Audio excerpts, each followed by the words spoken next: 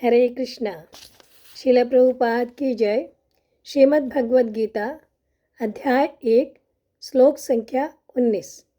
स घोषो धातृराष्ट्राणां हृदयानि व्यधारयत् नभश्च पृथिवीं चैव तूमुलो व्यनुनादयन्। इन विभिन्न शंखों की ध्वनि कोलाहलपूर्ण बन गई, जो आकाश तथा पृथ्वी को शब्दायमान करती हुई धृतराष्ट्र के पुत्रों के हृदयों को विदीर्ण करने लगी।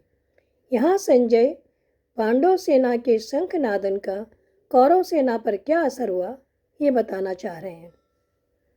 संजय ने बताया कि पांडव सेना के शंख बजने पर उनकी शंख ध्वनि इतनी विशाल, गहरी तथा भयंकर थी कि पृथ्वी तथा आकाश के बीच का भाग गूंज उठा, और इस शब्दों की ध्वनि अन्यायपूर्वक राज्य हड़पने वाले कौरव पक्ष तथा उनके संबंधियों के हृदय को विदीर्ण करने लगी।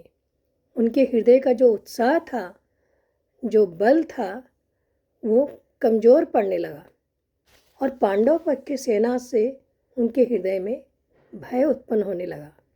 तो यहाँ हम देखते हैं कि संजय ने धातृराष्ट्र नाम यानी कि धृतराष्ट्र के पुत्रों कहा, जो कि देखने में युक्ति संगत नहीं मालूम देता, सभ्यता युक्त नहीं दिखता, परंतु कौरव पक्ष जो था अधर्म के मार्ग पर था, अन्याय के मार्ग पर था, इसलिए ये कहना उचित ही था।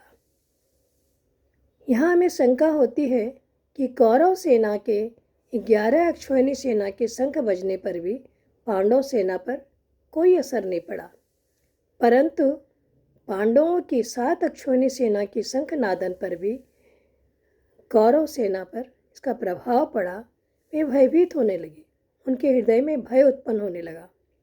तो समाधान ये है कि पांडव जो हमेशा न्याय के मार्ग पर थे, धर्म के मार्ग पर थे, तो उनके हृदय में धर्म का बल था, उत्साह था, शूरवीरता थी।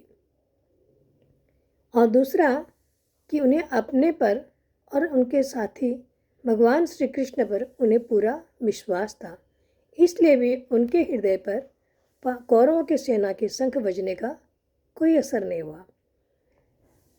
जबकि कौरवों की जो सेना है अधर्म के मार्ग पर थी, अन्याय के मार्ग पर थी, और धृतराष्ट्र के पुत्रों ने पांडव सेना के साथ हमेशा ही छल कपट आदि किया, अन्याय किया, अन्यायपूर्वक उनका राज्य हड़प लिया, इसलिए उनके हृदय पहले से ही कमज़ोर थे। कहते हैं कि अधर्मी अधर्मी को खा जाता है, अतः उनका हृदय कमज़ोर और निर्बल हो चुका था। कौरव का पक्ष जो अधर्म के मार्ग पर था और पांडव हमेशा धर्म के मार्ग पर थे, इसलिए 7 अक्षौहिणी सेना के शंख बजने पर भी कौरवों के हृदय विदीर्ण होने लगे, उनके हृदय में पीड़ा होने लगी। हरे कृष्णा।